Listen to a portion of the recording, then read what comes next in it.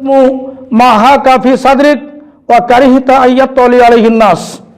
সম্মানিত হাজিরিন, প্রশংসা আল্লাহ সুবহানাহু ওয়া তাআলার, যে রব্বুল আলামিন আজকে ব্যস্ততার মধ্যে থেকেও সলাতুল মাগরিবের পরে এখানে সমবেত হয়ে দ্বীনের কিছু কথা শোনা, বুঝা এবং সে নিয়তে আমলের মনোবৃত্তি নিয়ে এখানে আসার তৌফিক দিয়েছেন। আলহামদুলিল্লাহ।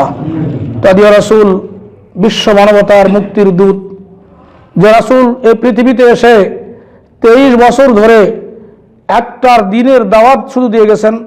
মক্কায় 13 বছর, মাদিনায় 10 বছর, 23 বছরে পূর্ণাঙ্গ একটা জীবন বিধান আল্লাহর পক্ষ থেকে প্রণয়ন করে আমাদের কাছে উপহার দিলেন, আমাদেরকে দিয়ে গেলেন, যেটি পালন করলে দুনিয়ায় থাকতে পারবো শান্তি ও সুখে, আখিরাতেও চিরকাল আমাদের আবাসস্থল জান্নাতে বাস করতে পারবো।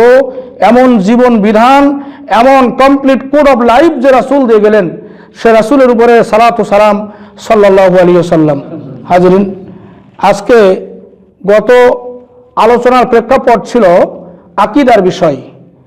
আজকেও ওই আকীদার সংক্ষিপ্ত কিছু বিষয় রয়ে গেছে, সেখান থেকে আজকে আলোচনা করব। আকীদা শব্দের অর্থ হলো বিশ্বাস। আকীদা শব্দটি উকদুন থেকে উৎপত্তি, আর মানে হলো গিরা লাগানো, জোড়া লাগানো, গোড়া। ইংরেজিতে বলা ডক্ট্রিন, যেটার উপরে ইমানের ভিত নির্ভর করে। ইমানের ভিত হলো লা ইলাহা ইল্লাল্লাহ। আমি গত আলোচনায় বলেছিলাম নবী করিম সাল্লাল্লাহু আলাইহি সাল্লাম যখন লা ইলাহা ইল্লাল্লাহ এই দাওয়াতটা দিলেন, তখন আরবের লোকেরা আরবি বুঝতে বিধায় তারা বুঝতে পেরেছে এটি একটি বিপ্লবী কলেমা, বিপ্লবী দাওয়াত। এর অর্থ তারা বুঝতো, জানতো, এজন্য তারা প্রতিবাদ করলো। তারা মানুষের মাঝে বলাবলি করতে লাগলো। আশ্চর্য বিষয় হয়ে তারা বলতে লাগলো, আজাআলাল আলিহাতা ইলাহান ওয়াহিদান। আমি গত আলোচনা থেকে একটু সংক্ষেপে শোনাচ্ছি এটা। সেটি হলো, তারা বলতে লাগলো যে কি আশ্চর্য বিষয়, আজাআলাল আলিহাতা ইলাহান ওয়াহিদান। আমাদের এতগুলা প্রভু, সব প্রভুকে এক প্রভুতে তারা একত্রিত করে দিল।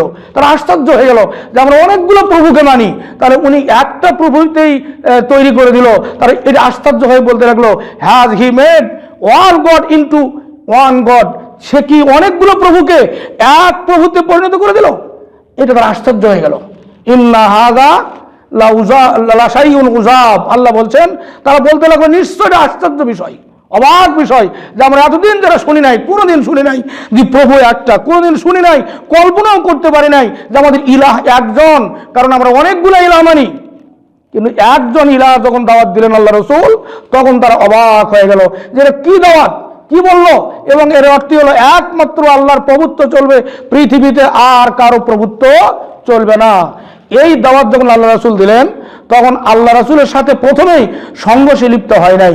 তারা বুঝতে পারলো যে আমাদের নেতৃত্ব, আমাদের ভূতপত্তি, আমাদের ক্ষমতা, আমাদের দাপট আর থাকছে না। তখন আল্লাহ নবীর কাছে প্রস্তাব দিল। কি প্রস্তাব? সবচেয়ে বড় গাড়ি করে দেওয়া হবে, বড় তোমার এই সম্পদ দেওয়া হবে, তারপরে আরবের সবচেয়ে সুন্দরী নারীকে বিয়ে দেওয়া হবে, অনেক কিছু প্রস্তাব দিল। তার বিনিময়েও এই দাওয়াতটা একটু ছাড়েন। আল্লাহ রসুলের কাছে যখন এই প্রস্তাব দিলেন, আবু তালেবের কাছে তারা এই প্রস্তাব দিয়েছিল। আবু তালেব গিয়ে আল্লাহর নবীকে এই প্রস্তাবের কথা যখন শোনালেন, রাসূল বললেন যে ওদেরকে আপনি শুনিয়ে দেন, ওদেরকে আপনি শুনিয়ে দেন। ওরা যেটা দিতে যাচ্ছে এটা সম্ভব, কিন্তু যেটা দিতে পারবে না অসম্ভব, সেটাও যদি আমাকে দেয়, অর্থাৎ ওই আকাশের সূর্যটা যদি আমার ডান হাতে এনে দেয়, আকাশের চন্দ্র যদি আমার বাম হাতে এনে দেয়, তারপরে এক মুহূর্তের জন্য এই কলেমার দাওয়াত আমি ছাড়বো না। এই দাওয়াত, এই কথাটা আবু তালেবের কানে রাসূল দিলেন। আবু তালেব আরবের লোকদেরকে জানিয়ে দিল। তারপরে ওরা আস্তে আস্তে শত্রুতার ওরা ছাপ আটলো, আস্তে আস্তে রাসূলকে জব্দ করার জন্য বিভিন্ন প্রকারের কল কৌশল তারা আটলো, যে আমাদের এই নেতৃত্ব খর্ব হয়ে যাবে। এইটাই তাদের একমাত্র কারণ।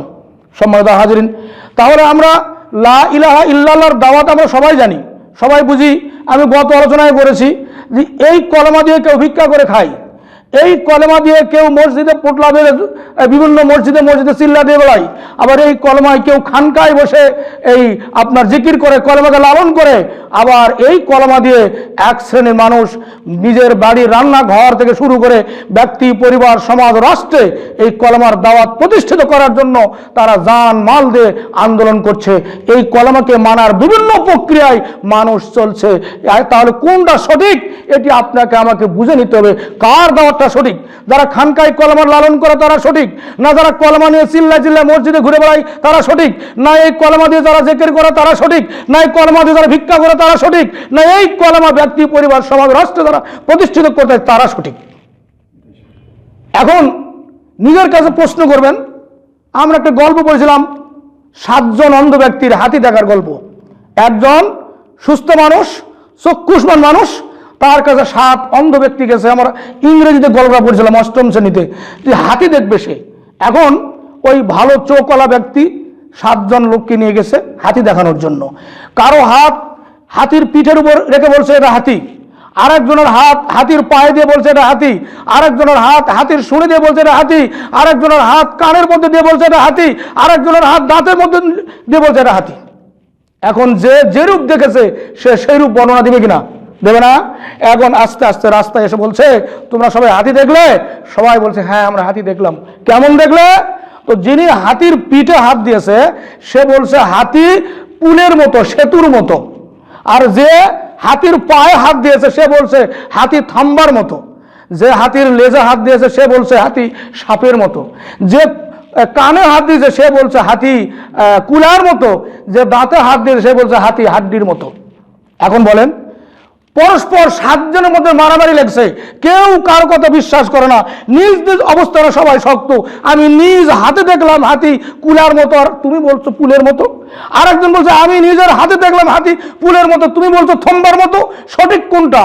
সঠিক ওইটি যার 2টি চোখ আছে, সুস্থ চক্ষুষ্মান ব্যক্তি, যিনি হাতিকে স্বচক্ষে সব অঙ্গ প্রত্যঙ্গ দেখেছে, সেই বলছে হাতি। আর অন্ধ ব্যক্তিরা হাতির একটা করে অঙ্গ ধরেছে, একটা করে পার্টস ধরেছে, এটাকে তারা হাতি বলছে। আজকে সমাজে আমাদের অবস্থা হলো এইরকম। ইসলামকে পরিপূর্ণভাবে কেউ জানি না, ইসলামকে পরিপূর্ণভাবে কেউ মানি না, ইসলামকে পরিপূর্ণভাবে কেউ শিখি না। বিধায় ইসলামের একটি করে অঙ্গ, একটি করে পার্টস, একটি করে অংশ ধরে আমরা এটাকে ইসলাম মনে করছি। আমি আরো উদাহরণ দেই। আপনারা সাইকেলে উঠেছেন, আপনারা শ্যালো মেশিন চালান, আপনারা মোটর সাইকেলে উঠেছেন। আপনি দেখবেন সাইকেলের যেটা হাত দিয়ে ধরেন ওটার নাম স্টিয়ারিং, যেটার উপর আপনি বসেন সেটার নাম হলো আসন, সিট। যেটা ঘোরে সেটা হুইল, চাকা। চাকার মধ্যে টায়ার আছে, টায়ারের ভিতরে টিউব আছে, এরপরে পা দিয়ে যেটা ঘোরানো হলো পেডেল, ওর মধ্যে একটা গিয়ার আছে, পিছনে আছে ফ্রি হুইল। সব মিলে সাইকেলটা চলে। এখন যদি একটা সাইকেলের স্টিয়ারিং করে এসে বলেন এটা সাইকেল, কেউ মেনে নিবে না। যদি একজন মানুষের সামনে এসে বলেন এখানে হাত দিয়ে বলেন এটা নাক, এটার নাম হলো মাথা, এটার নাম হলো কান, এটার নাম মুখ, এটার নাম হাত, এটার নাম বুক, এটার নাম পেট, তাহলে মানুষ কোনটা? প্রশ্ন আসবে না? মানুষ কোনটা? মানুষ হলো মানুষের যতগুলো অঙ্গ প্রত্যঙ্গ দিয়ে একজন মানুষকে সাজানো হয়েছে, সে হলো পূর্ণাঙ্গ মানুষ। নইলে এই হাত, এগুলো পার্টস অফ ম্যান, একটা মানুষের অংশ। এটা একটা পার্টস অফ ম্যান, এটা একটা পার্টস অফ ম্যান। সাইকেলের স্টিয়ারিং হলো পার্টস অফ সাইকেল, চাকা হলো পার্টস অফ চাকা। সুতরাং সবগুলোকে যে কোনো একটি বাদ দিলে যেমন সাইকেল পরিপূর্ণ হয় না, একটা অঙ্গ বাদ দিলে মানুষ পরিপূর্ণ হয় না, একটা অঙ্গকেও মানুষ বলা যায় না। এই জন্য ইসলামের যতগুলো দিক আছে, ইসলামের ব্যক্তিগত দিক, পারিবারিক দিক, সামাজিক দিক, বিচার ফয়সালা, প্যানেল কোড, আন্তর্জাতিক দিক, সবগুলা মিলে কমপ্লিট কোড অফ লাইফ যদি ইসলামের একটাই অংশ হতো, আল্লাহর নবীর 23 বছর সময় লাগলো না। 23 বছর ধরে আল্লাহর নবী শুধু ইসলামের দাওয়াত দিলেন। 23 বছর পরে যখন ইসলাম পরিপূর্ণ হয়ে গেল, আল্লাহ সুবহানাহু ওয়া তাআলা আয়াত নাযিল করলেন, আল ইয়াউমা আকমালতু লাকুম দীনাকুম, আজকে দিনকে পরিপূর্ণ করে দিলাম। আল্লাহর নবীর ইন্তেকালের 80 দিন পূর্বে দিন কি হলো? পরিপূর্ণ হয়ে গেল, পরিপূর্ণ দিন হয়ে গেল। আল্লাহর নবীর ইন্তেকালের 80 দিন পূর্বে একটা অবতীর্ণ হলো, 40 দিন পূর্বে সূরা নাসর অবতীর্ণ হলো। ইযা জাআ নাসরুল্লাহি ওয়াল ফাত, এই আয়াত সূরার যে অবতীর্ণ হলো, আবু বকর সিদ্দিক রাদিয়াল্লাহু আনহু কাঁদতে লাগলেন। এক সাহাবা জিজ্ঞাসা করলেন, আমিরুল মুমিনিন আপনি কাঁদছেন কেন? উনি বললেন, আল্লাহর নবী, এই সূরাটির মধ্যে আল্লাহর নবী দুনিয়া থেকে বিদায় হয়ে যাবে তার ইঙ্গিত রয়েছে। কি করে বুঝলেন? রাসূল সাল্লাল্লাহু আলাইহি ওয়াসাল্লাম পৃথিবী আসছেন লিইয়ুযহিরু আলা দীনি কুল্লিহি, দ্বীনকে পরিপূর্ণ করে দেওয়ার জন্য তিনি এসেছেন পৃথিবীর বুকে। আজকে দ্বীন পরিপূর্ণ হয়ে গেছে, আল্লাহর নবীর পৃথিবীতে থাকার আর প্রয়োজন নাই। তিনি কত বড় জ্ঞানীর মানুষ, ধরে নিলেন যে নবী আর পৃথিবীতে থাকবে না, কারণ নবীর দায়িত্ব হলো দ্বীন পরিপূর্ণ করা। আজকে দ্বীনকে পরিপূর্ণ করা হয়েছে, সুতরাং নবী আর পৃথিবীতে থাকবে না, রাসূল থাকার কোনো প্রয়োজন নাই। সেই দিন শুধু শান্তি আর শান্তি। আল্লাহর নবী 13 বছর ধরে অত্যাচার নির্যাতনের শিকার হলেন, মক্কায় মদিনায় গেলে অত্যাচার নির্যাতনের শিকার হলেন, কত ত্যাগ কত তিতিক্ষা। এরপরে ইসলাম আমরা পরিপূর্ণ পেয়েছি। এই ইসলাম সহজ জিনিস নয়। এজন্য আল্লামা ইকবাল রহমতুল্লাহ একটা কথা বলেছিলেন, ये शहादत गाह है उल्फत में कदम रखना, लोग समझते हैं आशा है मुसलमान होना। উনি বলছেন যে এই পথটা, ইসলামের পথটা নরম জিনিস নয়, এটা ফুল বিছানো জিনিস নয়, এটা শাহাদাত গাহ, এটা কঠিন একটা জায়গা। মানুষ মনে করে যে এটা বুঝি সহজ পথ। না, এই পথটা কুসুমাস্তীর্ণ নয়, কণ্টকাকীর্ণ, অত্যন্ত কঠিন পথ। আবার যারা ইসলামকে ভালোভাবে মানে তাদের জন্য ইসলাম সহজ। যারা সালাত পড়ে তাদের জন্য সালাত সহজ, যারা পড়ে না তাদের ঘুম ভাঙে না, ফজরের সময় ঘুম ভাঙে না। কিন্তু যারা সালাত পড়ে তাদের ঘুম আসে না, ঘুম ওই ফজরের সময় থাকে না। কথা বুঝতে পারছেন? আপনারা শোনেননি ইমাম আবু হানিফা রাহমাতুল্লাহ আলাইহি ফজর এশার ওযুদে ফজরের নামাজ পড়েছে কয় বছর? 40 বছর। শুনছেন কিনা? শোনেননি? আচ্ছা, ইমাম আবু হানিফার সে বড় ইবাদত তাহলে আর করার মানুষ পৃথিবীতে আসে নাই। আল্লাহর নবীর জীবনে তো এরকম পাওয়া যায় নাই যে তিনি ফজরের ওযু দিয়ে এশার ওযুতে ফজর পড়েছেন। তাহলে বোঝা গেল সাহাবীরাও পড়েন নাই, তাহলে তাদের চাইতে বেশি ইবাদত করছে আবু হানিফা, না কি করছে? এটি আবু হানিফা রাহমাতুল্লাহ নামে একটা মিথ্যা অপবাদ দেওয়া, তার মানকে খাটো করা। কারণ আবু হানিফা একজন মানুষ, তিনি কেন 40 বছর ধরে বিছানায় ঘুমাবেন না? তার নিদ্রার প্রয়োজন আছে, তার বিশ্রামের প্রয়োজন আছে, স্ত্রীর প্রয়োজন আছে। আল্লাহ রাসূল বলছেন তোমাদের স্ত্রীর উপরে তোমাদের যেমন হক আছে, তোমাদের উপরে স্ত্রীরও তেমন হক আছে। একদিন আল্লাহর নবীর কাছে, আল্লাহ নবীর স্ত্রী আয়েশা রাদিয়াল্লাহু আনহার কাছে আল্লাহর নবীর ইবাদত সম্পর্কে জিজ্ঞাসা করতে গেছিলেন। আয়েশা রাদিয়াল্লাহু আনহা বলেন আল্লাহর নবী কখনো সারা রাত ধরে ইবাদত করছেন, সকালবেলা পা ফুলে গিয়ে জুতায় পা ঢুকতো না। 3 জন ব্যক্তি মনে করলেন যে আল্লাহর নবী আগের গুনাহ পরের গুনাহ সব মাপ, তিনি যদি এত ইবাদত করেন আমাদের তো আরো করার দরকার। এই মনে করে তারা 3 জনে একজন মনে করলো যে আমি কোনোদিন ঘুমাবো না, সাথী খালি ইবাদতই করবো, সারা রাত ইবাদত কাটিয়ে দেবো। আরেকজন বলছে যে আমি আমার স্ত্রীর সাথে দেখাই করবো না, খালি ইবাদত করবো। আরেকজন বলছে সারা দিন রোজা থাকবো, সারা রাত এই ইবাদত করবো। এ কথা বলার পর লোকটি চলে যাচ্ছিলেন, আল্লাহ রাসূল বাড়িতে আসলেন। এসে আয়েশা রাদিয়াল্লাহু আনহা বললেন যে 3 জন লোক এইরকম আমার কাছে জিজ্ঞেস করছে, করার পর চলে গেল। আল্লাহ রাসূল তাদের ডাকলেন, ডেকে বললেন হে মানুষেরা শোনো, তোমরা এরকম জীবন যাপন করো না। আমি একজন মানুষ, আমি রোজা করি, আমি ইফতার করি, আমি স্ত্রীর সাথে সাক্ষাৎ দেই, সময় দেই, আমি ঘুমাই, আমি ইবাদত করি। লা রুবানিয়াতা ফিল ইসলাম, ইসলামে বৈরাগ্য জীবন নাই। সংসার ত্যাগ করে বনে জঙ্গলে ঘুরে সারা রাত ইবাদত করার অধিকার ইসলাম কোনো মানুষকে দেয়নি। সুতরাং আবু হানিফা নিজের স্ত্রী পুত্র সবার হিসেব নিকেশ বাদ দিয়ে সারা রাত ধরে ফজর আপনার এশার ওযু দিয়ে ফজর পড়বেন কেন? কি কারণে? উনি কি আল্লাহ নবীর হাদিস বোঝেননি? রাসূলের কথা বোঝেননি? রাসূলের ইবাদত জানেননি? আবু হানিফাকে বড় করা নয়, ছোট করা, এটা একটি মিথ্যে কথা। এরপরে আবু হানিফা রাহমাতুল্লাহ আলাইহি আল্লাহর নবীকে 100 বার দেখেছে। কয়বার দেখেছে? 100 বার। ইমাম শাফি নাকি 80 বার, ইমাম আহমদ দেখে 90 বার। অথচ আয়েশা রাদিয়াল্লাহু আনহা জিজ্ঞেস করা হলো আল্লাহর নবী আল্লাহকে দেখেছেন? আয়েশা রাদিয়াল্লাহু আনহা বললেন আল্লাহর নবী আল্লাহকে দেখেননি, বরং যে ব্যক্তি বলবে আল্লাহর নবী আল্লাহকে দেখেছেন সে মিথ্যে কথা বলছে, সে মিথ্যাবাদী। কে বললেন? আয়েশা বললেন। তাহলে এখানে আবু হানিফাকে নবীর চেয়ে বড় করা হলো। যেখানে নবী স্বয়ং আল্লাহকে দেখেনি সেখানে আবু হানিফা আল্লাহকে দেখেছে, আল্লাহকে 100 বার দেখেছে। কথা বুঝলেন? আল্লাহকে 100 বার দেখেছে আবু হানিফা। এটি একটি মিথ্যে কথা, এটি একটি মিথ্যে কথা। তদুপরি ইমাম জালালউদ্দিন সৈয়দী সম্পর্কে বলা হচ্ছে জালালউদ্দিন সৈয়দী সশরীরে আল্লাহর নবীকে নাকি 80 বার দেখেছেন। কথা বুঝতে পেরেছেন? এসব মিথ্যে কল্প কাহিনী দিয়ে তাদের মর্যাদা ক্ষুণ্ণ করে নিজের মাযহাবটাকে বড় করার অপচেষ্টায় লিপ্ত এক শ্রেণীর মানুষ। তাই আসুন ইসলামকে জানতে হবে, ইসলামকে বুঝতে হবে। ইসলাম হলো পরিপূর্ণ জীবন বিধান। শুধু 5 ওয়াক্ত সালাতের মাধ্যমেই ইসলামের হক আদায় হয় না। 30 দিনের রমজানের সওম রাখলেই ইসলামের হক আদায় হয় না। একবার টাকা আছে, পয়সা আছে, মক্কায় গিয়ে কাবা ঘর জিয়ারত করে আসলে ইসলামের হক আদায় হয় না। রাসূলের কবরে গিয়ে সালাম দিয়ে আসেই ইসলামের হক আদায় হয় না। ইসলাম আপনার বাড়ি থেকে শুরু হলো, রান্নাঘর থেকে সংসদ ভবন পর্যন্ত যতগুলো দিক আছে সকল দিক মানার নাম হলো ইসলাম।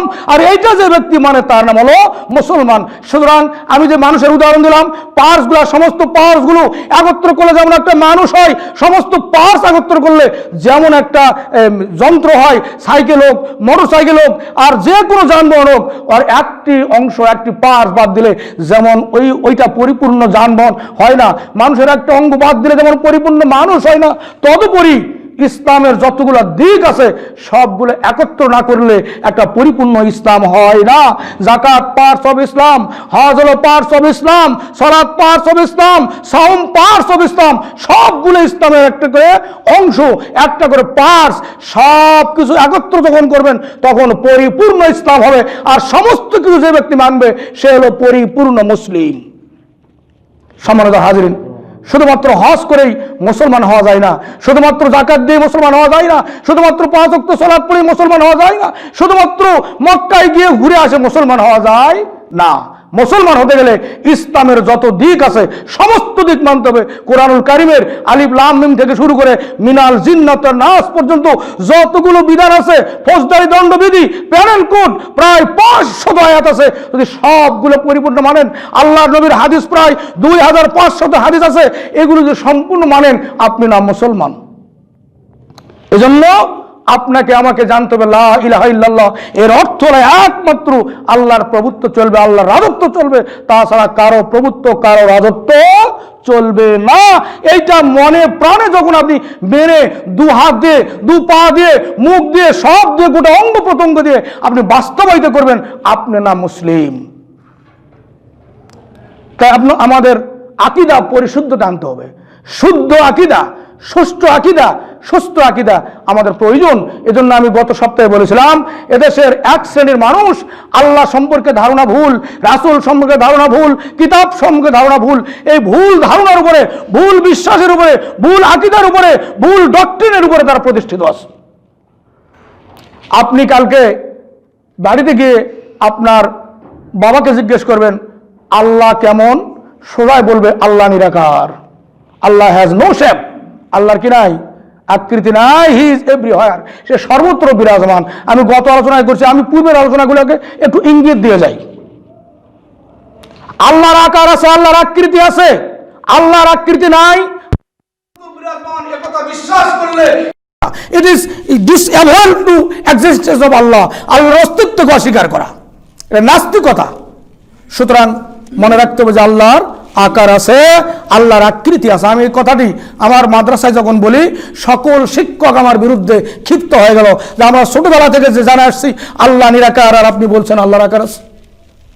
একটা কামিল মাদ্রাসা, ফাজিল মাদ্রাসার সব শিক্ষক যদি মনে করে যে আল্লাহর আকার নাই, আল্লাহ নিরাকার, তাহলে কাকে সাধারণ লোক কি উত্তর দেবে?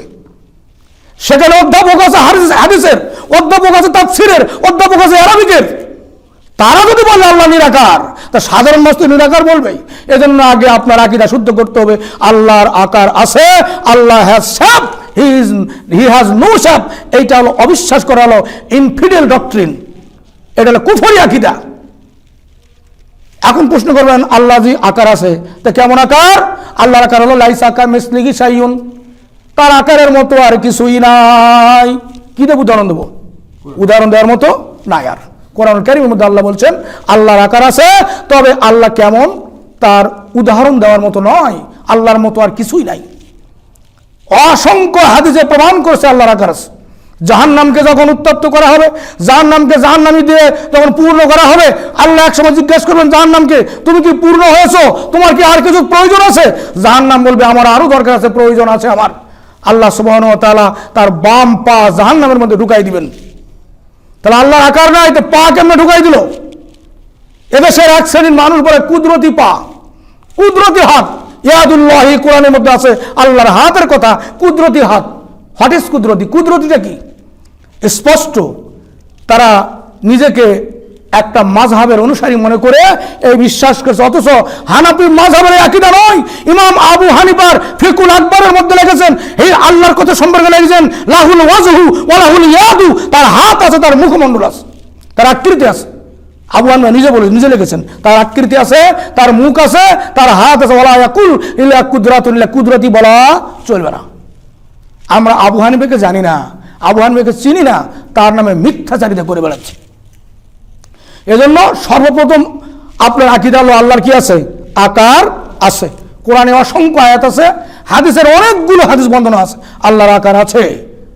দ্বিতীয় প্রশ্ন হলো আল্লাহ কোথায় আছেন? আল্লাহ নিজে বলছেন আর রহমান আলাল আরশে ইস্তাওয়া, most gracious, firmly establish on the throne. Allah দয়ালু, অত্যন্ত দয়ালু, তিনি আছেন তার আরশে, স্পষ্ট তিনি সেখানে সমাসীন, সেখানে বসে আছেন।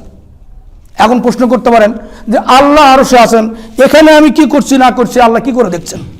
এই পৃথিবীটা বিয়াদিহিল মুলকু, গোটা বিশ্ব জগৎ তার হাতের মধ্যে। আপনার হাতে যদি একটা প্লেট থাকে, একটা থালা থাকে, এই থালাটার কোথায় কি আছে আপনার দেখার জন্য অসুবিধা হবে, কষ্ট হবে? কোনো অসুবিধা হবে না। তাহলে গোটা বিশ্বটা আল্লাহর কাছে একটা থালার মতো। বিয়াদিহিল মুলকু, আল্লাহর হাতে আছে গোটা বিশ্ব জাহান।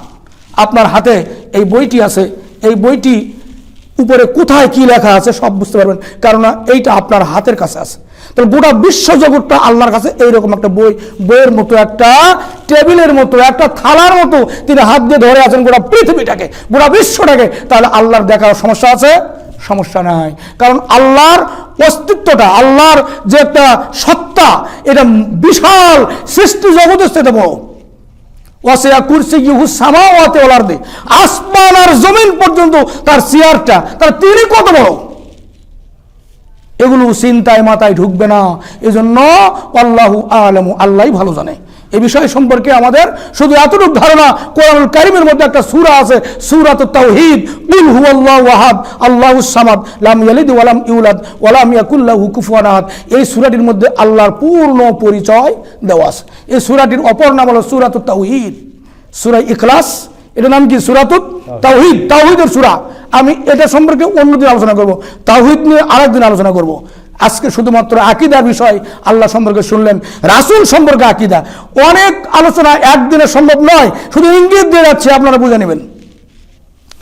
রাসূল সম্পর্কে আকীদা হলো আল্লাহর নবী, আল্লাহর দাস, সার্ভেন্ট অফ আল্লাহ, আল্লাহর দাস। আমরা আল্লাহর ইবাদত করি, উই আর ওয়ারশিপ টু আল্লাহ, আল্লাহর ইবাদত করি, একমাত্র আল্লাহর ইবাদত করি। রাসূলের ইবাদত করেন, তাহলে তিনি হলেন আল্লাহর বান্দা, আল্লাহর গোলাম, আল্লাহর রাসূল, নির্বাচিত, মনোনীত, মনোপুত একজন মানুষ, মহান মানুষ। তবে তিনি সৃষ্টি থেকে আলাদা নয়, তিনিও মাটি থেকে সৃষ্টি করেছেন বা সৃষ্টি হয়েছেন। এ বিশ্বের এক শ্রেণীর মানুষ আল্লাহর নবীকে নূরের নবী বলে, নূর দিয়ে তৈরি একথা বলে, একথা বুঝাতেছে তারা আল্লাহর সাথে শিরক করছে। যদি কেউ বলে নবী নূরের তৈরি, পরিষ্কার শিরক। কারণ আল্লাহ বলছেন মানুষকে আমি মাটি থেকে সৃষ্টি করেছি, মানুষকে মাটি থেকে কি সৃষ্টি করেছি। তাহলে রাসূল যদি মানুষ হয় তাহলে একজন তিনি মাটি থেকে সৃষ্টি। রাসূল নিজে বলেছেন, আল্লাহ বলেছেন কুল আনা বাশারুম মিসলুকুম, আমি তোমাদের মতো মানুষ। বাশার মানে মানুষ, আর নূর মানে মানুষ নয়। বাশার আর নূর ভিন্ন জিনিস। নূর হলো আলো, আল্লাহু নূরুস সামাওয়াতি ওয়াল আরদি, আল্লাহর আসমান ও জমিনের আলো। সুতরাং রাসূল হলেন মাটির তৈরি, রাসূল নূর নয়, রাসূল মাটির তৈরি মানুষ। রাসূলকে নূরের তৈরি, নূরের সৃষ্টি বললে শিরক হবে। এজন্য রাসূল সম্পর্কে এতটুকু ধারণা রাখবেন, তিনি আমাদের মতো বিয়ে করেছেন, তিনি সংসার করেছেন, তিনি একজন রাজনীতিবিদ ছিলেন, তিনি একজন আইনবিদ ছিলেন, তিনি একজন কৃষক ছিলেন, তিনি একজন শিক্ষক ছিলেন। সমস্ত গুণে গুণান্বিত করেছেন আল্লাহ সুবহানাহু ওয়া তাআলা তার প্রিয় হাবিবকে। তিনি একজন মানুষ, তার গা কেটে গিয়ে রক্ত বাড়ায়, আমাদের গা কেটে রক্ত বাড়ায়। আমাদের দোষ আছে, গুণ আছে, রাসূলের দোষ নাই, গুণ আছে। আমাদের পাপ আছে, পুণ্য আছে, রাসূলের পাপ নাই, শুধু পুণ্য আছে। এই পার্থক্য মনে করবেন। তিনি সাধারণ মানুষ নয়, মহান মানুষ, যার চরিত্র সম্পর্কে আল্লাহ নিজে গ্যারান্টি দিয়েছে, ইন্নাকা লাআলা খুলকিন আযীম, নিশ্চয় আপনি মহান চরিত্রের অধিকারী। এই উপাধি আল্লাহ অন্য কোন নবীকেও দেন নাই। কোন নবীকে আল্লাহ বলেন নাই তুমি একবার শ্রেষ্ঠ চরিত্রের অধিকারী। শুধুমাত্র একমাত্র আমাদের রাসূলকে তিনি বলেছেন, আল্লাহ বলেছেন তুমি উত্তম চরিত্রের অধিকারী, মহান চরিত্রের অধিকারী। রাসূলের মধ্যে আদর্শ আছে বলেই আমরা আদর্শিত হব রাসূলের আদর্শে। দুনিয়ার কোনো মানুষকে আমরা আদর্শ মনে করতে পারি না। একমাত্র আদর্শ হলো বিশ্বনবীর লাকাদ কানা লাকুম ফি রাসূলিল্লাহি উসওয়াতুন হাসানা। একমাত্র কেবলমাত্র শুধুমাত্র তোমাদের জন্য নবীর মধ্যে রয়েছে উত্তম আদর্শ। এই আদর্শ গ্রহণ করার জন্য আল্লাহ সুবহানাহু ওয়া তাআলা আমাদেরকে ফরজ করে দিয়েছেন। একমাত্র বিশ্বনবীর আদর্শকে ফরজ করে দিয়েছেন। তাছাড়া কারো আদর্শ আপনার আমার জন্য অপরিহার্য নয়, কোনো সাহাবীরও নয়। আবু বকর, ওমর, ওসমান সম্পর্কেও কোরআনে বলা হয় নাই যে তোমরা সাহাবীর অনুসরণ করো।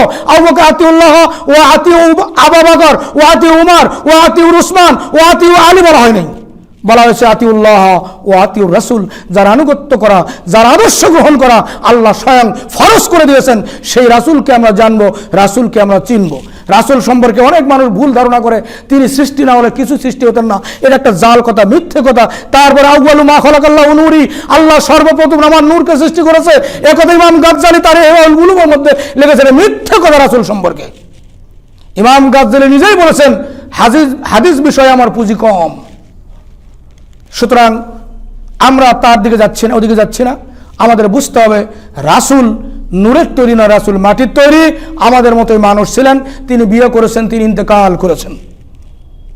আজকে আল্লাহ রাসূল কবরে আছেন, তিনি কবর জগতে জীবিত, এটা অসংখ্য হাদিস দ্বারা প্রমাণিত।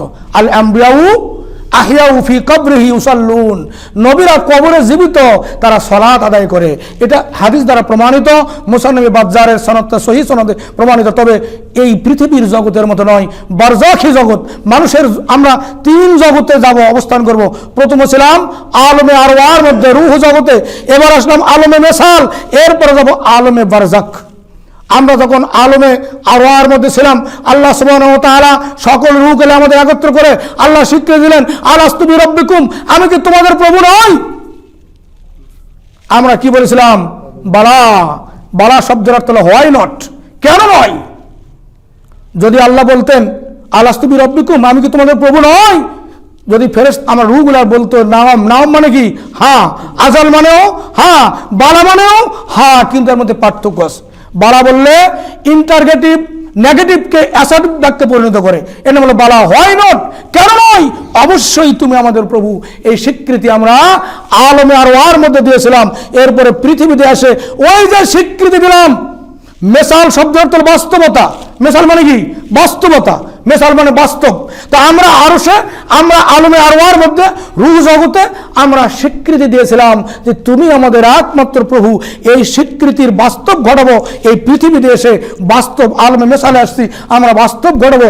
এক আল্লাহ ছাড়া পৃথিবীতে আর কারো প্রভুত্ব চলবে না, এই বাস্তব ঘটাবো আমরা। এই আকীদা, এই বিশ্বাস, এই মনোমানসিকতা আমাদের থাকতে হবে। সুতরাং আল্লাহ রাসূল দীর্ঘ 23 বছর ধরে এই একটি মাত্র দাওয়াত দিয়েছিলেন, লা ইলাহা ইল্লাল্লাহ। বিশ্বনবী বলেছেন, হে মানুষ সকল, কুলু লা ইলাহা ইল্লাল্লাহ তুফলিহুন, হে মানুষ সকল তোমরা বলো লা ইলাহা ইল্লাল্লাহ তুফলিহুন, তোমরা বলো একমাত্র আল্লাহ ছাড়া কোনো ইলাহ নাই, তাহলে তোমরা সফল কাম হবে। ওয়া তা'বুদুনা ইল্লা ইয়াহু, একমাত্র তার ইবাদত করো, অন্য কার ইবাদত করো না। ওয়া তাখলাউনা মা তা'বুদুনা মিন দুনিহি, সহিহ বুখারীর হাদিস। তোমরা আল্লাহকে বাদ দিয়া যে প্রভুর প্রভুত্ব মানছো, আল্লাহকে বাদ দিয়া যার ইলাহিয়াত মানছো, আল্লাহকে বাদ দিয়া যার দাসত্ব করছো, এগুলো তোমরা পরিত্যাগ করো, তাহলেই তোমরা সফল কাম হবে। এ কথা বলার পরে আরবের লোকেরা বুঝেছিল। আজকে যদি একজন মানুষ শুধুমাত্র লা ইলাহা ইল্লাল্লাহ বলে, শুধুমাত্র লা ইলাহা ইল্লাল্লাহর দাওয়াত দেয়, এর বাস্তবের কথা না বলে, এদেশের মানুষ মনে করবে যে ও ঠিক কথাই বলছে। লা ইলাহা ইল্লাল্লাহ ওটা জিকির করবে শুধুমাত্র, যেমন বিভিন্ন খানকাতে বিভিন্ন পীরের দরবারে গিয়ে শুধু জিকির হয়, লা ইলাহা ইল্লাল্লাহ, লা ইলাহা ইল্লাল্লাহ। আপনারাও যান, সবাই যায়, কিন্তু যখন উনি বলবেন যে এতক্ষণ ধরে আমি যে জিকির করলাম লা ইলাহা ইল্লাল্লাহ, মনে করেন বাংলাদেশ জাতীয় সংসদে একজন মানুষ একবার বড় বড় জটওয়ালা, মাথায় জট লেগে গেছে, দাড়ি মুছ সব বড় বড় ঢেকে গেছে, চট পরে দরবেশ শেষে যদি সেইখানে গিয়ে বলে লা ইলাহা ইল্লাল্লাহ, লা ইলাহা ইল্লাল্লাহ, লা ইলাহা ইল্লাল্লাহ, এদেশের মানুষ বলে মস্ত বড় একজন খাজা বাবা এসে গেছে জাতীয় সংসদের সামনে, তাকে খাবার দিবেন, পড়তে দিবেন, থাকতে দিবেন, বসতে দিবেন। উনি যদি কিছুক্ষণ পর বলে হে মানুষ সকল শোনো, আমি এতক্ষণ তো বললাম লা ইলাহা ইল্লাল্লাহ, এর অর্থ বুঝেছো? এটা আরবি ভাষা, তোমরা বাঙালি, তোমার অর্থ শোনো, একমাত্র আল্লাহর প্রভুত্ব ছাড়া কারো প্রভুত্ব চলবে না। এইটা যখন বাংলায় বুঝে দিবে, তখন আপনার মতো আমার মতো সোনার ছেলেরা ওই লাঠি দিয়ে ওই মানুষকে পিটাতে যাবে। এতক্ষণ তো বুঝি নাই যে একমাত্র আল্লাহর আইন ছাড়া কারো আইন চলবে না, এটা তো এতক্ষণ তো বুঝি নাই। সবাই পড়ি আমরা এই কলেমাটা, কিন্তু এর অর্থ কি? একমাত্র আল্লাহর বিধান, আল্লাহর আইন, আল্লাহর কানুন, আল্লাহর সিদ্ধান্ত, আল্লাহর প্রভুত্ব, আল্লাহর সার্বভৌমত্ব একমাত্র চলবে, পৃথিবীর কারো তন্ত্র মন্ত্র চলবে না।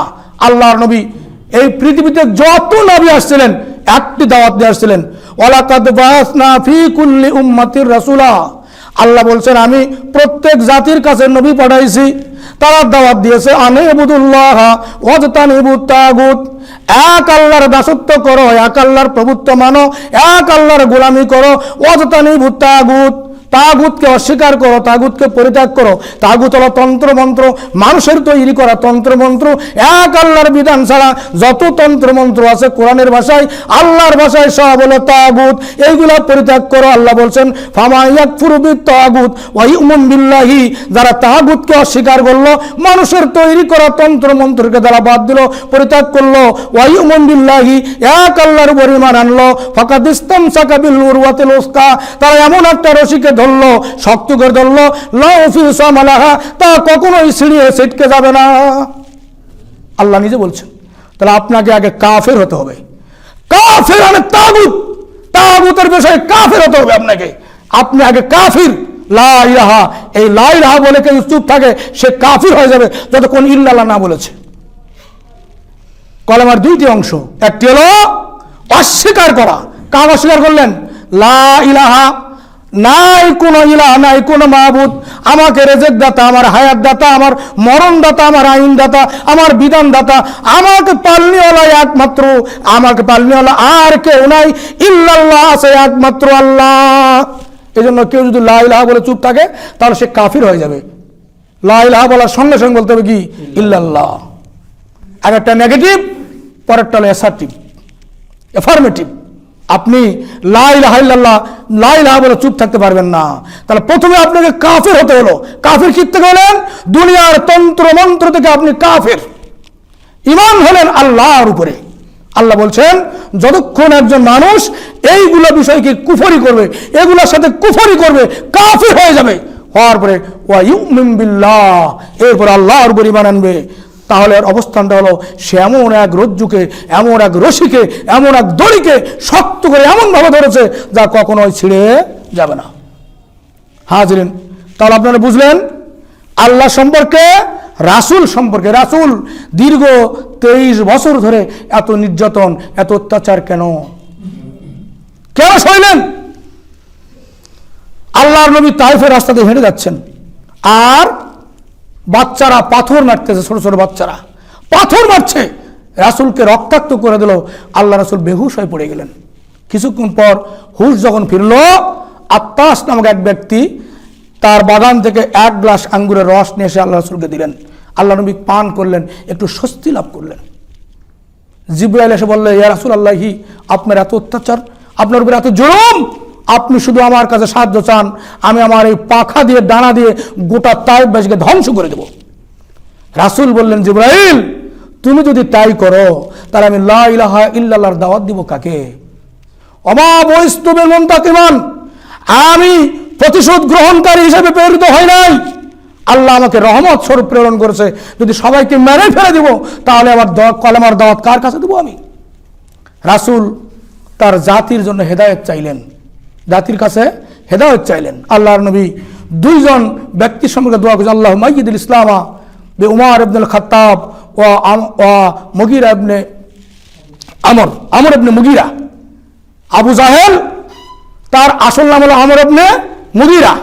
তা আবু জাহেল অথবা উমর, এই 2 জনের মাধ্যমে যে কোনো একজনের দ্বারা তুমি ইসলামকে শক্তিশালী করে দাও।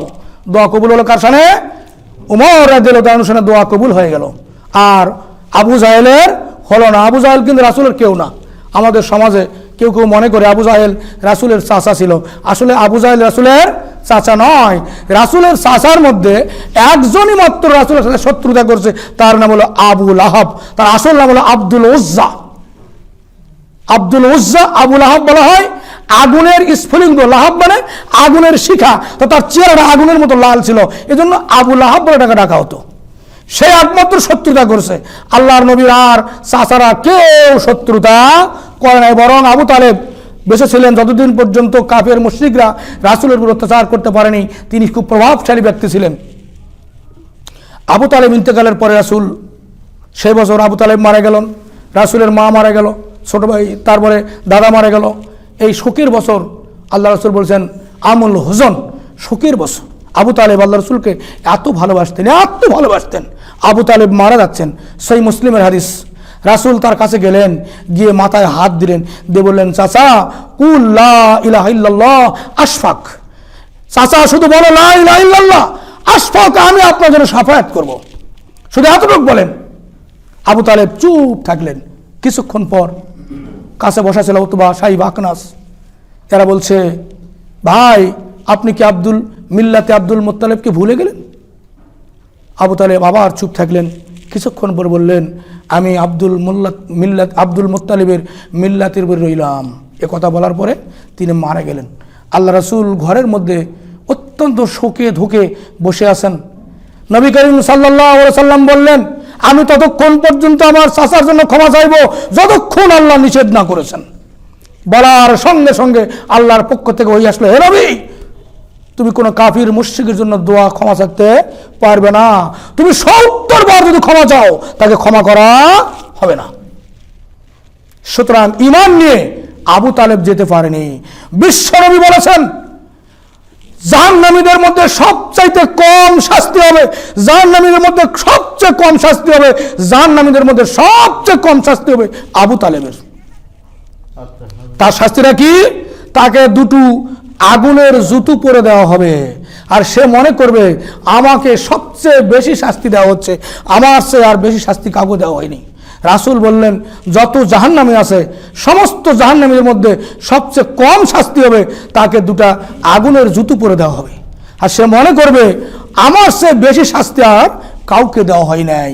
তার ওই জুতোর তাপে মাথার মগজ টকবক টকবক করে গলে পড়তে থাকবে।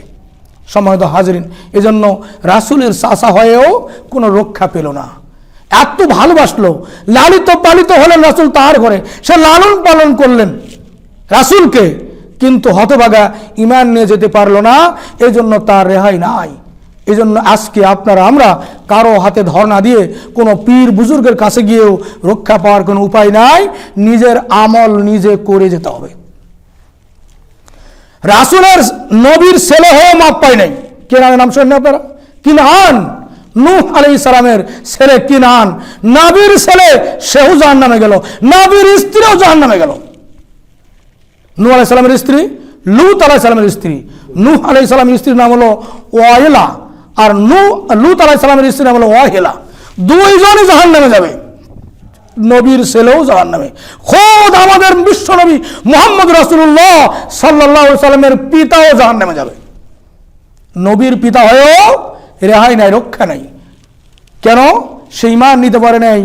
এখন অনেকে প্রশ্ন করতে পারেন হুজুর নবীর পিতা যে ব্যক্তি সারা বিশ্বের সর্বযুগের সর্বকালের শ্রেষ্ঠ মহামানব, সেই ব্যক্তি যার ঘরে আসলেন তার পিতা জাহান্নামে যাবে? এই ফতোয়া আমি দেই নাই, বিশ্ব নবী নিজে দিয়েছেন। সহিহ মুসলিমের প্রথম খণ্ড কিতাবুল ঈমান। আল্লাহর নবীর কাছে এক ব্যক্তি এসেছেন, এসে বলছেন ইয়া রাসূলুল্লাহি আইনা আবি, হে আল্লাহ রাসূল আমার পিতা কোথায়?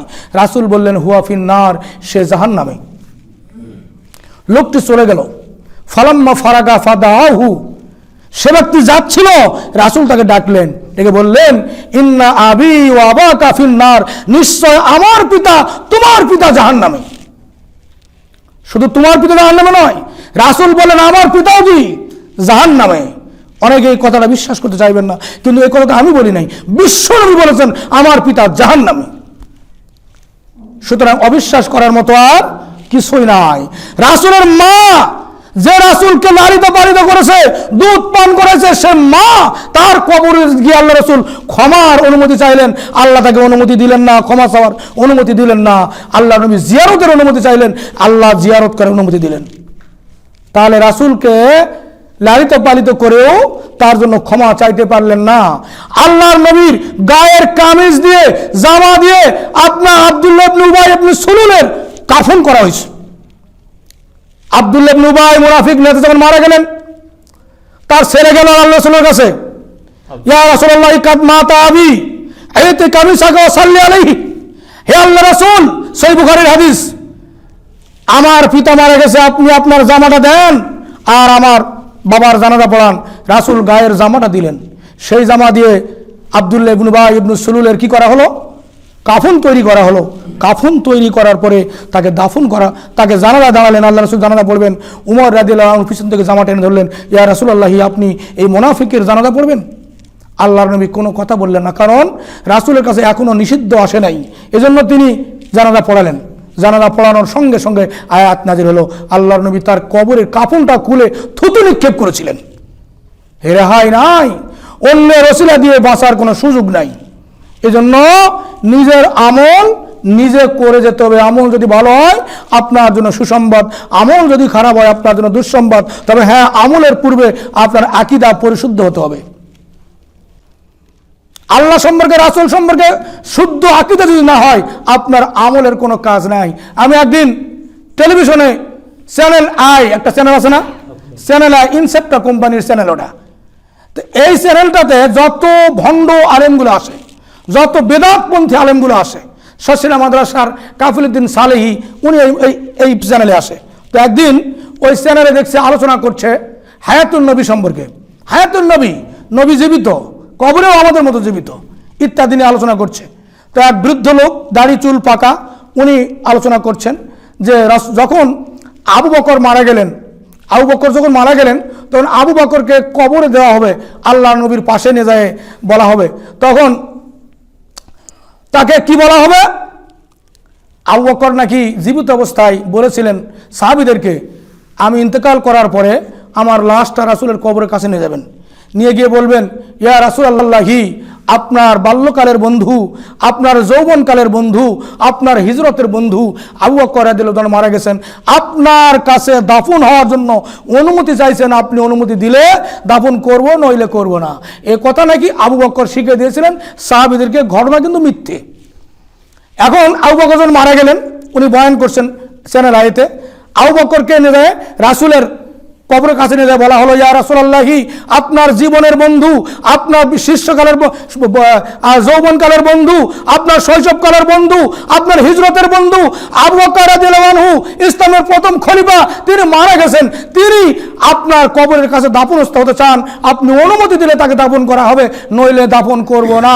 বলার সঙ্গে সঙ্গে আল্লাহর নবী নাকি কবর থেকে বলেছিলেন, হে মানুষ সকল, আমার জীবনের বন্ধু, আমার হায়াতের বন্ধু, আমার মৌতের বন্ধু, আমার হিজরতের বন্ধু, আমার বাল্যকালের বন্ধু, আমার কৈশোরকালের বন্ধু আবু বকরকে তাড়াতাড়ি আমার কাছে দাফন করো।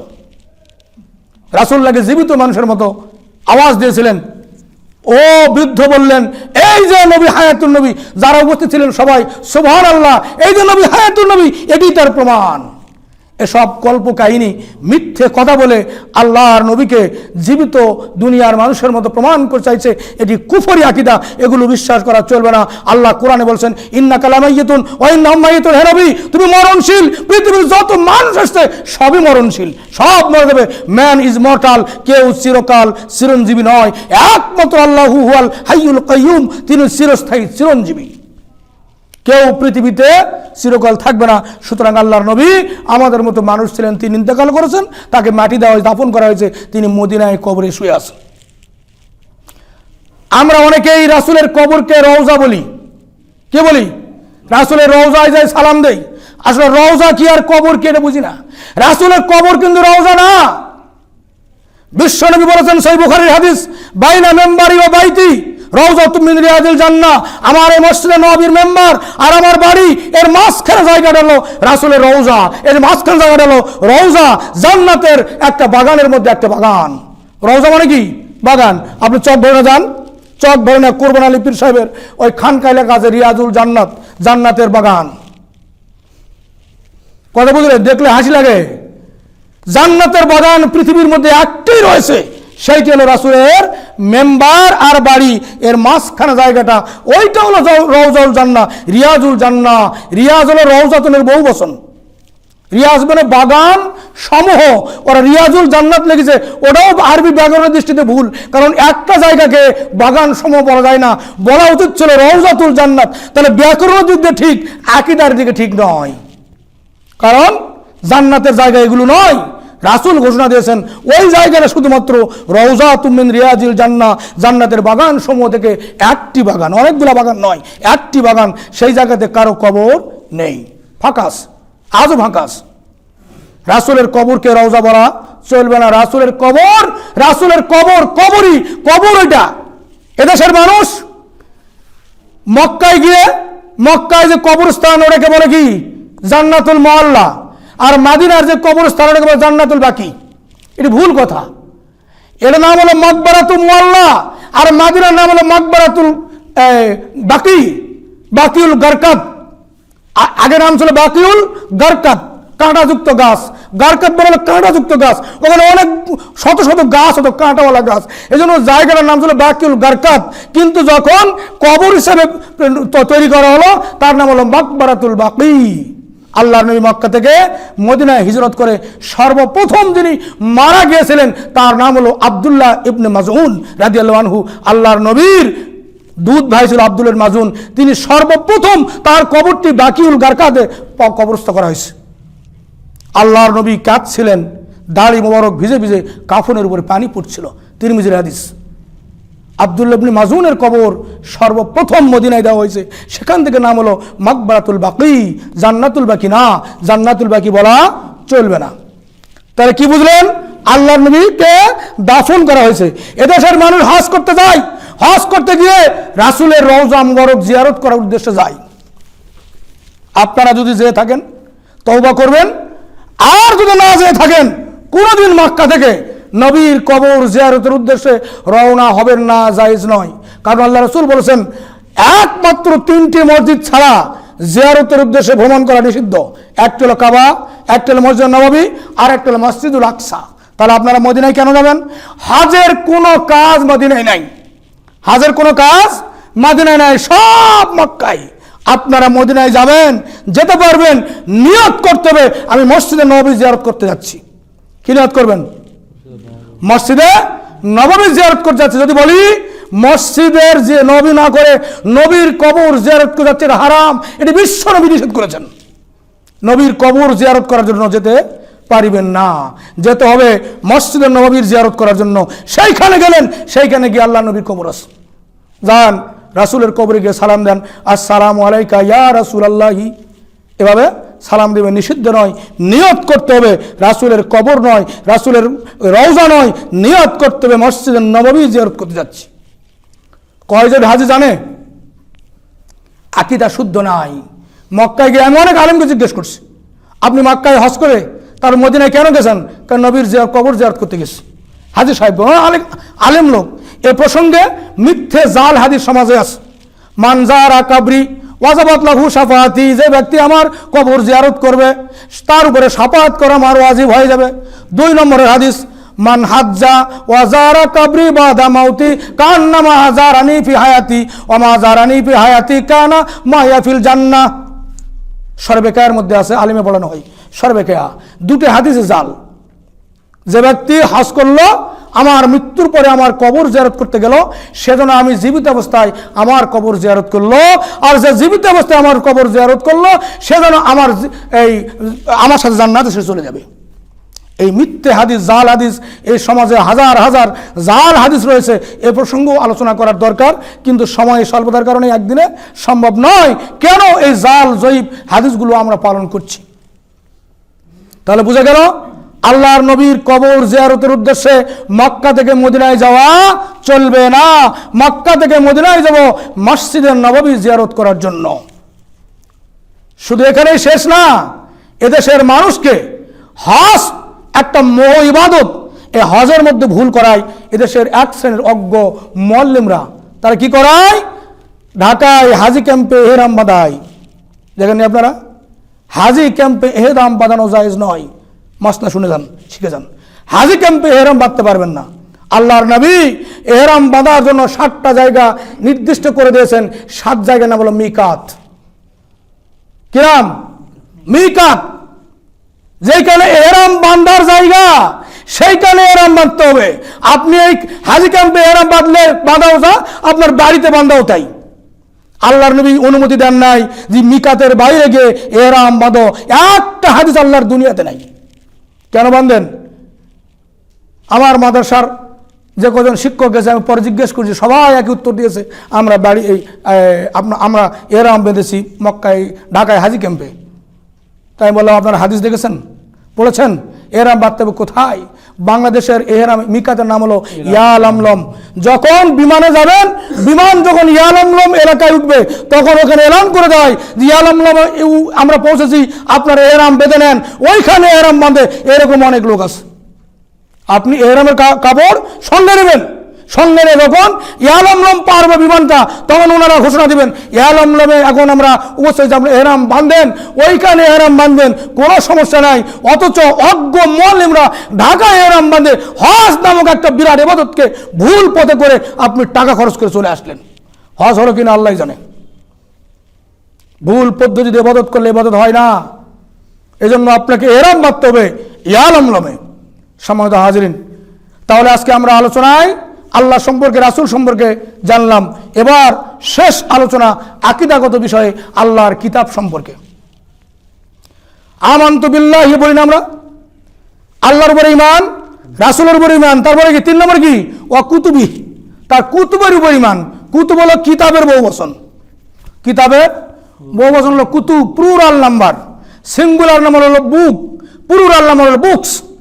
তাহলে আরবিতে কিতাবুন মানে একটা কিতাব, কিতাবুন মানে বই, আর কুতুব মানে অনেকগুলা বই, অনেকগুলা কিতাব। আল্লাহর অনেকগুলা কিতাবের উপরে ঈমান আনতে হবে। এগুলো আল্লাহর পক্ষ থেকে এসেছে, এই বিশ্বাসে রাখতে হবে। এখন দেখেন, যদি আমি প্রশ্ন করি আসমানি কিতাব কয়টি, আপনি উত্তর দেবেন 104টি। দেবেন কিনা? আপনারা কি উত্তর দেবেন? আসমানি কিতাব কয়টি? 104টি। যদি প্রশ্ন করা হয় আসমানি কিতাব 104টি, এর একটা দলিল দেন, মৃত্যু পর্যন্ত আমার হায়াত পর্যন্ত সময় দেওয়া থাকলো আপনি দলিল খুঁজে পাবেন না। একটা জাল হাদিসও দুনিয়াতে নাই যে আসমানি কিতাব 104টি। কি শিখাইছেন আপনার একজন থেকে? কি আকীদা? আসমানি কিতাব কতটি? আল্লাহু আ'লামু, একমাত্র আল্লাহ জানে। শুধু বিশ্বাস রাখতে হবে। আসমানি কিতাব অনেকগুলো। প্রসিদ্ধ কিতাব হলো কয়টা? 4টা। তাওরাত, জাবুর, ইনজিল, কুরআন, এই 4টা। যতগুলো আসমানি কিতাব আছে সমস্ত কিতাবের নির্যাস আছে কোরআনুল কারীমের মধ্যে। গোটা কোরআনুল কারীমে যতগুলো আছে সব কিছুর নির্দেশ হয়েছে একটা সূরার মধ্যে, তার নাম হলো সূরাতুল ফাতিহা। আপনাকে বিশ্বাস রাখতে হবে। আসমানি কিতাব কতটি এটি আপনি আমি জানি না, অথচ আপনার আমার ছাত্ররা যার পরীক্ষায় লিখতেছে আসমানি কিতাব 104টি। অনেকে আমাকে প্রশ্ন করে, হুজুর আসমানি কিতাব আপনি তো বলেন কতটি, আল্লাহ ভালো জানে, তো এখানে কয়টি লিখছে, আমি কি লিখবো? 4টি লেখা আছে। আমি বললাম ওটা পাস করার উত্তর, পাস করার জন্য লিখতে হচ্ছে। কিন্তু প্রকৃতপক্ষে আসমানি কিতাব কতটি এ মর্মে একটা হাদিস আল্লাহর দুনিয়াতে নাই। তাহলে আপনি কি করে বুঝবো যে আসমানি কিতাব 104টি? হয় জানতে হবে আল্লাহর কাছ থেকে, না জানতে হবে রাসূলের কাছ থেকে। আল্লাহর কাছ থেকে প্রমাণিত নয়, রাসূলের কাছ থেকে প্রমাণিত নয়। সুতরাং আসমানি কিতাব কতটি? আল্লাহু আ'লামু, একমাত্র আল্লাহ জানেন। প্রসিদ্ধ কিতাব 4টি, তার উপরে ঈমান আনতে হবে। 3টার উপরে ঈমান, আর 1টার উপরে ঈমান এবং আমল। 1-এর উপরে কি? ঈমান এবং আমল। 3টার উপরে শুধু ঈমান, সমস্ত কিতাবের উপরে শুধু ঈমান। আর 1টা কিতাবের উপরে ঈমান এবং আমল, দুটাই। এর প্রসঙ্গে আগামী আলোচনায় ইনশাআল্লাহ হবে। আজান হবে নাকি? আজান কোথায়? আচ্ছা, তাহলে আসমানি যতগুলো কিতাব আছে এগুলোর উপরে ঈমান আনবো।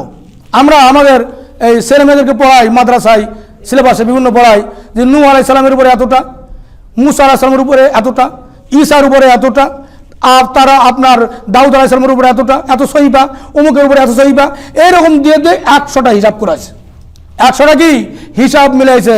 যেমন 130 ফরজ আমাদের আছে না, 130 ফরজ, 130 ফরজ মিলাতে গিয়ে 4 মাযহাব 4 ফরজ, নাকি 4 মাযহাব 4 ফরজ। এখন প্রশ্ন করি আমি, তাহলে 4 মাযহাব 4 ফরজ, আল্লাহর নবী ইন্তেকালের 80 দিন পূর্বে ইসলাম পরিপূর্ণ হলো, তখন এই ফরজটা ছিল না, তখন এই ফরজটা ছিল না।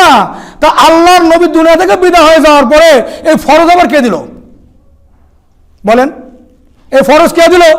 আর যদি 4 মাযহাব 4 ফরজ হয়, আপনি তো 1 মাযহাব মানেন 1 ফরজ, আর 3 ফরজ কে মানবে? বুঝতে পারছেন কথা? এগুলো তালগোল দিয়ে ধোঁকাবাজির ইসলাম এই সমাজে চলছে, ধোঁকাবাজির ইসলাম চলছে, তাদেরই সংখ্যা বেশি। আজকে শুনলাম পাবনা না সিরাজগঞ্জে মসজিদ ভাঙছে নাকি, মসজিদ ভাঙছে। এই ধোঁকাবাজির ইসলাম যারা পালন করে, এই এক শ্রেণীর মানুষ নিজের মাযহাবটাকে রক্ষা করতে গিয়ে আল্লাহর কোরআনকে এবং আল্লাহর কোরআনের অসংখ্য আয়াত, আল্লাহর নবীর অসংখ্য হাদিসকে তারা অ্যাভয়েড করে চলে যাচ্ছে।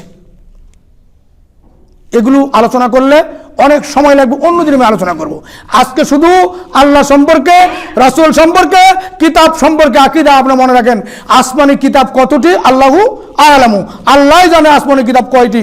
প্রসিদ্ধ 4টি, 3টির উপরে ঈমান আনবো, 1টির উপরে ঈমান আনবো, আমল করব। ঈমানও আনবো, আমলও করব। কোরআনুল কারীমের মধ্যে 2টা জিনিস আপনি মেনে চলবেন। কটা? 2টা। একটা হলো আদেশ, একটা হলো কি? নিষেধ। ইন্ডিকেশন, প্রহিবিশন, ইন্ডিকেশন, প্রহিবিশন, আদেশ নিষেধ, আদেশ নিষেধ, আর কিছু নাই। আদেশটা মানবো, নিষেধটা পরিত্যাগ করবো। আপনারা কিচ্ছু করা লাগবে না। গোটা কোরআনুল কারীম যদি আপনি আমলের দিক দিয়ে বেছে নেন, 2টি জিনিস পাবেন, একটি হলো আদেশ, আর একটি নিষেধ। সুতরাং কোরআনের আদেশ যা আল্লাহ করেছেন তা পরিত্যাগ করতে হবে, আর আল্লাহ যা নিষেধ, যা করতে বলেছেন, আদেশ করেছেন, তা মানতে হবে। কোরআনের যা নিষেধ তা পরিত্যাগ করতে হবে, আদেশটা মানতে হবে। এ প্রসঙ্গে আল্লাহ বলছেন, ওমা আতাকুমুর রাসূলু ফাখুযুহু, আমার রাসূল যা নিয়ে এসেছে তা গ্রহণ করো। ওমা নাহাকুম আনহু ফান্তাহু, যা তোমাকে নিষেধ করে তা পরিত্যাগ করো। তাহলে আল্লাহর আদেশ, রাসূলের আদেশ, আল্লাহর নিষেধ, রাসূলের নিষেধ, দুটাই এক। যেটি আল্লাহর নিষেধ, এখানে রাসূলের আদেশ নাই। যেখানে রাসূলের নিষেধ, সেখানে আল্লাহর আদেশ নাই। অর্থাৎ আল্লাহর আদেশ যেটা, রাসূলের আদেশও সেটা। আল্লাহর নিষেধ যেটা, রাসূলের নিষেধও সেটা এক জিনিস। 2টা মিলেই কমপ্লিট কোড অফ লাইফ, পরিপূর্ণ জীবন বিধান। কারণ কোরআন আল্লাহর বাণী, হাদিসও আল্লাহর। কোরআন কার? আল্লাহর। হাদিস হলো আল্লাহর। কোরআনের ভাষা এবং ভাব দুটাই আল্লাহর। হাদিসের ভাব রাসূলের, ভাষা হলো, হাদিসের ভাব হলো আল্লাহর, ভাষা হলো রাসূলের। ভাব মানে মূল বিষয়, মর্মটা।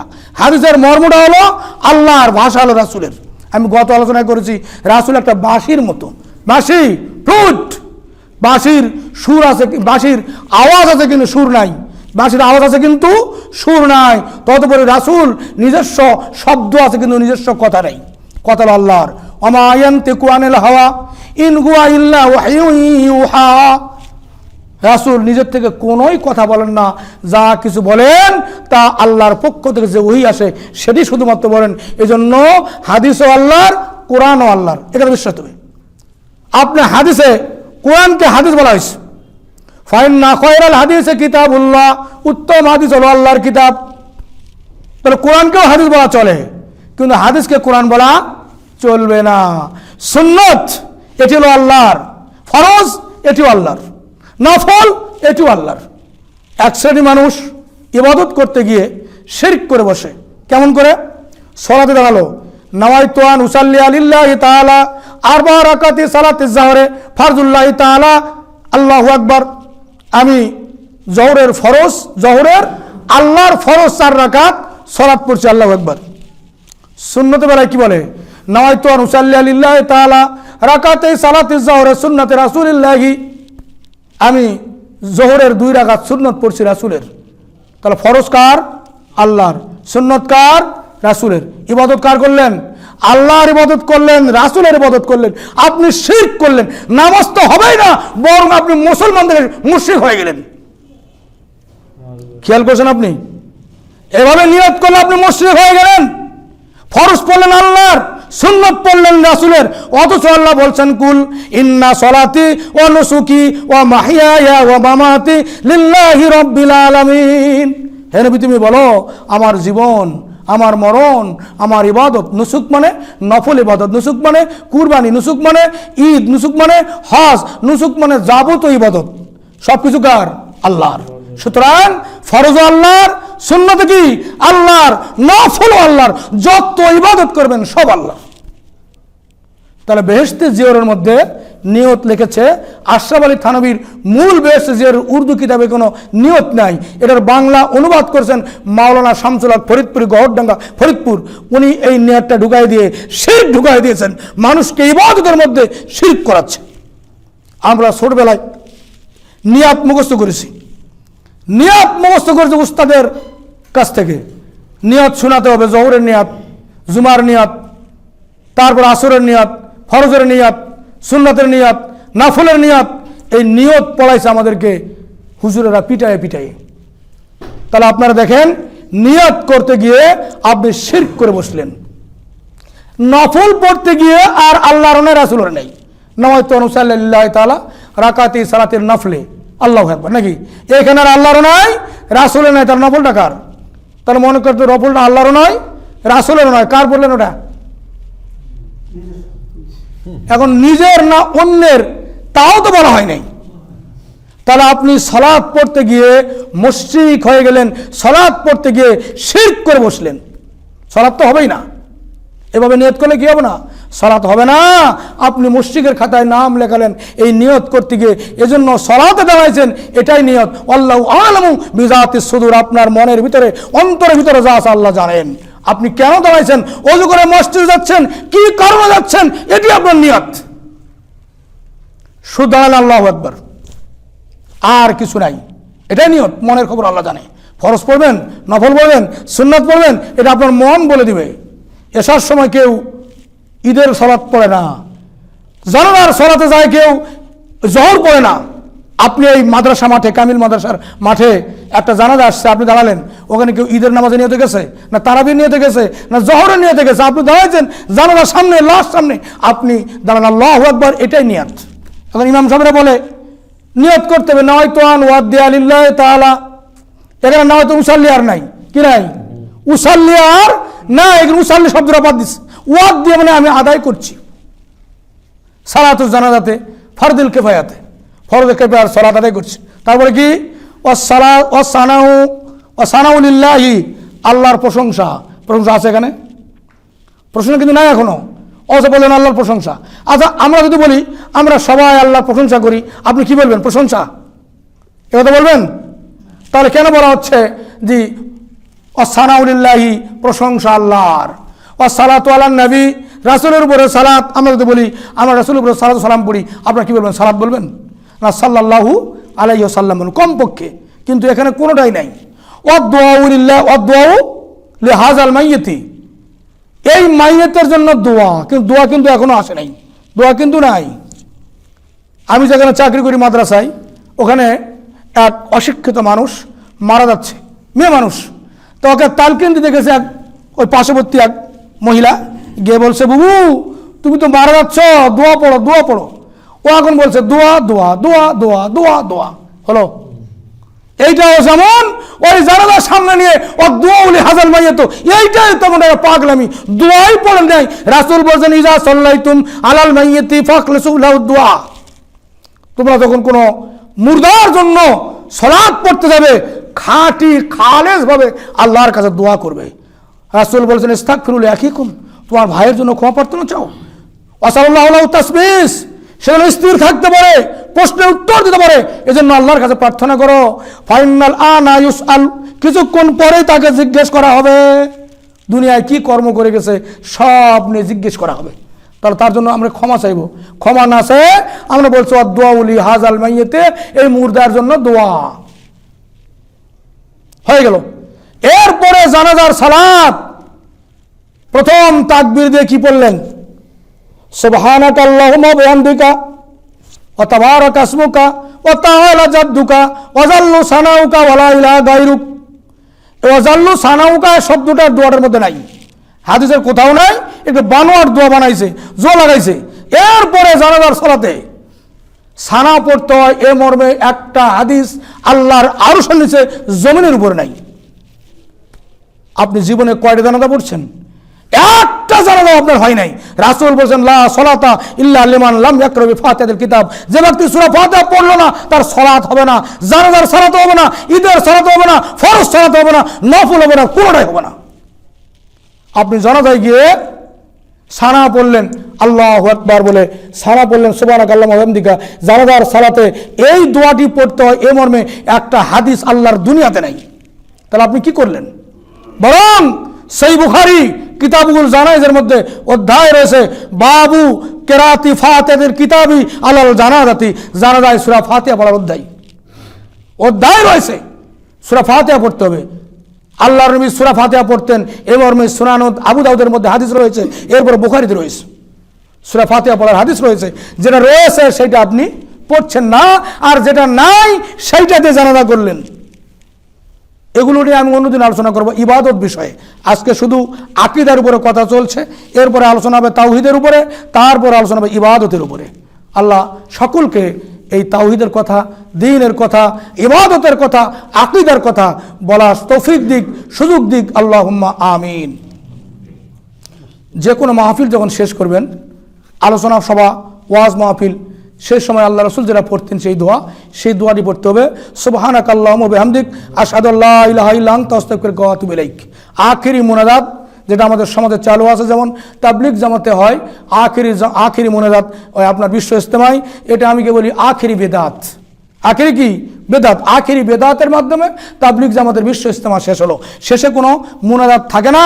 আল্লাহর নবী হাত তুলে মাহফিল শেষে, ওয়াজ শেষে কোনোদিন হাত তুলে তিনি সকলকে নিয়ে সম্মিলিত দোয়া করেছেন বলে একটা হাদিস আল্লাহর দুনিয়াতে নেই। সুতরাং এই দোয়াটি আমরা পড়েছি। আল্লাহ সকলকে তুমি আজকের যে আলোচনাটা শুদ্ধ আকীদা, সকলকে তুমি পালন করার তৌফিক দান করো। রব্বুল আলামিন আমাদের জীবনের ছোট বড় সব তামাম অপরাধ মাফ করে দাও। যাদের পিতামাতা দুনিয়া থেকে বিদায় হয়ে চলে গেছে, আল্লাহ তুমি মেহেরবানি করে জান্নাতুল ফেরদাউসের জায়গা দিও। আল্লাহ তাদের মাতা পিতা দুনিয়ায় বেঁচে আছে, মেহেরবানি করে স্নেহের করে লালিত পালিত করো। আমাদের সন্তান সন্ততি সবগুলোকে তুমি আবিদা সলিহা বানিয়ে দাও। আল্লাহ আমাদের কোরআন ও সহিহ হাদিসের উপরে জীবনযাপন করার তৌফিক দান করো। সুবহানাকাল্লাহুম্মা ওয়া বিহামদিক আশহাদু আল্লা ইলাহা ইল্লা আনতা আস্তাগফিরুকা ওয়া আতুবু ইলাইক। আসসালামু আলাইকুম ওয়া রাহমাতুল্লাহ।